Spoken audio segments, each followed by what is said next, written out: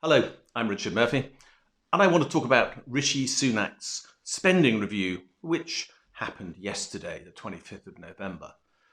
What did he say? He told us how much he expects the government to spend this year and next, and set out a forecast for spending to come over the next few years. This was a budget in all but name. What was missing was anything with regard to tax. What he did say was that the government is, in his words, going to borrow £394 billion this year. That's the first thing he got wrong, by the way. It isn't borrowing £394 billion this year. It's undoubtedly going to have a deficit of around that sum of money. That is a shortfall of income compared to expenditure, or that much more expenditure than it has income. But it isn't going to borrow. What it actually does is pay for that with quantitative easing. Now, we've done videos on quantitative easing, and they're worth looking at. But what that basically means is that actually the deficit is paid for with the government creating new money through the Bank of England to cover the shortfall, and actually nobody is owed anything as a result. But the UK's banks and building societies end up with an exactly equivalent amount sitting in a deposit account that they hold with the Bank of England, which improves the security that they have with regard to their future funding. Good news for all that. But let's move on from that and let's talk about what worries me more, which is his forecast for the future.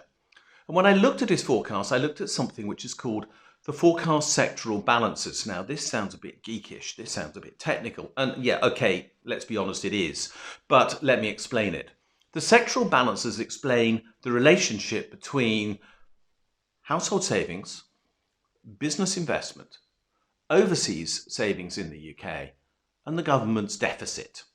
And it is assumed that those four sectors, households, business, overseas and government, make up the entire economy. And actually, the way they're defined, they do. So the relationship between them has always to come to zero. If somebody's borrowing amongst households, business, overseas and government, somebody else must be saving. It's an absolute fact. The accounting requires it. Accountants always know that there has to be a debit for every credit, a plus for every minus, and in this case, that's what the sectoral balances show. Who's, if you like, in saving and who's in deficit, and that's it. Well, right now, households are saving at a phenomenal rate. Unbelievably, 30% of household income is being saved at present. Now, you may not be, I accept, but somebody out there, and it's, let's be honest, the wealthiest, are stashing the cash right now. Inequality in the UK is growing massively as a result of this. While some are heading towards deep poverty, others are literally accumulating an enormous amount of money because they've got nothing to spend on at the moment. Right now, business is not investing. We know it isn't because it's trying to preserve every penny it's got to provide for the future. And actually, overseas investors have been pulling money out of the UK because of Brexit, which is hardly unsurprising. The consequence, however, is that all those sectors are saving. Business is saving, overseas is saving, households are saving, and therefore the result is that somebody has to have a massive deficit. Guess who? The government. They don't even have a choice about this, by the way. If those sectors decide to save, the government simply has to borrow. They are the borrower of last resort. This is the way it works. Now, what's really interesting is not that this is true, because these are pretty much facts and pretty much predictable in the course of a recession. But what happens after the recession, which is where Rishi Sunak thinks we're going from 2021 onwards? You know, things are going to improve, and heaven help us, let's hope they do. What happens then? He's forecasting some very strange things indeed. For example, he's forecasting that overseas savers in the UK will increase the amount of money they hold here after Brexit. How likely is that? Frankly, I think extremely unlikely. And it does not follow the pattern of what happened after 2008.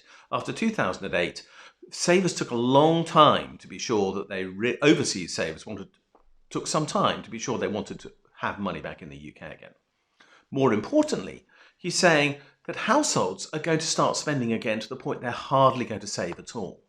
So instead of going back to a nice cosy about 4% of their income saved per annum, which has been sort of the long run average around there, he's suggesting we'll go down to 1% from the 30% that now exists, as if there's going to be some massive compensation of overspending in the years to come. I don't believe him. I'll tell you why I don't believe him, and that's because he is not providing people with the reassurance that they need to be confident about spending all their income again. They do believe they may be made unemployed. They do think there's risk in the economy. They do think that actually if something goes wrong, they might even lose their house. And frankly, that's also true because if you've got a mortgage and you're unemployed, the state does not pay your mortgage for a very long time. Therefore, people will put money aside because he is not removing fear from the economy. And that's really worrying. So his idea that people are going to spend willy-nilly come 2021 is just not on.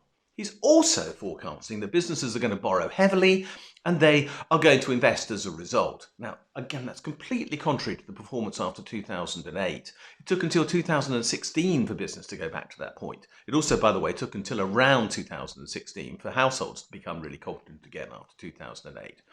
So what he is forecasting is a return to normal that is incredibly rapid and incredibly favourable to his overall position, and which does, as a result, reduce the government deficit to around 4% of GDP, which will mean borrowing of a bit under 100 billion a year, which is easily covered by QE, or frankly could in fact be funded by the financial markets because they'll buy that much debt a year if we make it available to them.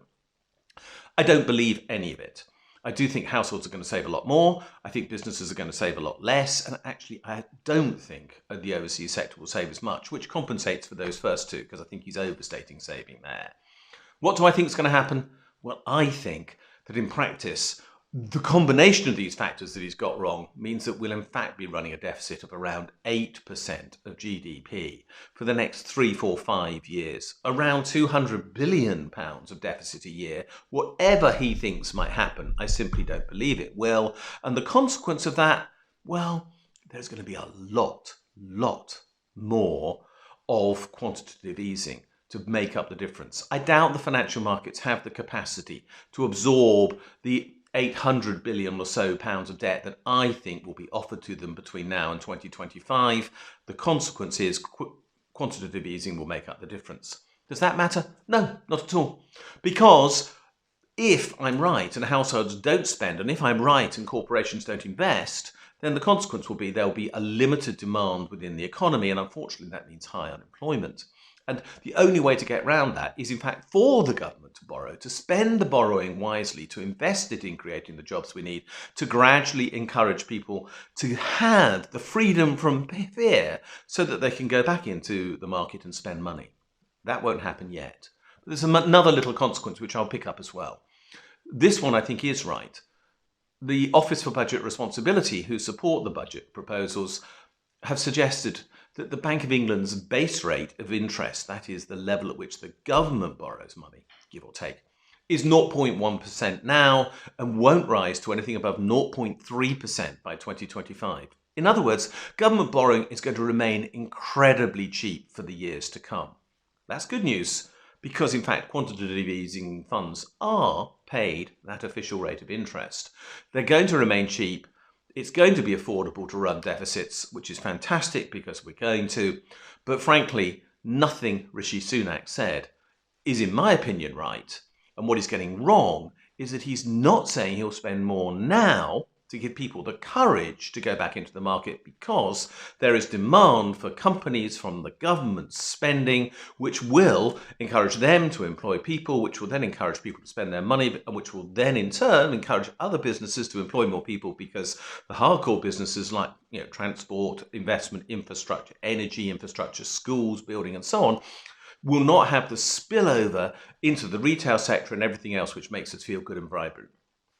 The consequence? He's got it wrong.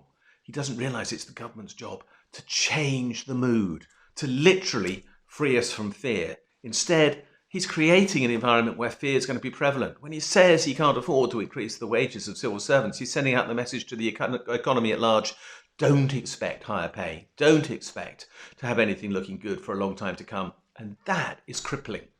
Every single message he sent yesterday, was wrong. And for that reason, it's deeply worrying that he's in charge of the economy now because he really doesn't understand how to put it right. Thanks for watching this video. If you've enjoyed it, I'm pleased. If you want to see other videos like this, there are links below this screen. If you want to subscribe, hit the subscribe button. Follow me on Twitter as well, at Richard J. Murphy. Look at my blog, Tax Research UK. And if you'd like to donate, because this video series is being largely paid for by donations, there is a donations button on every single post on my blog. Thanks a lot.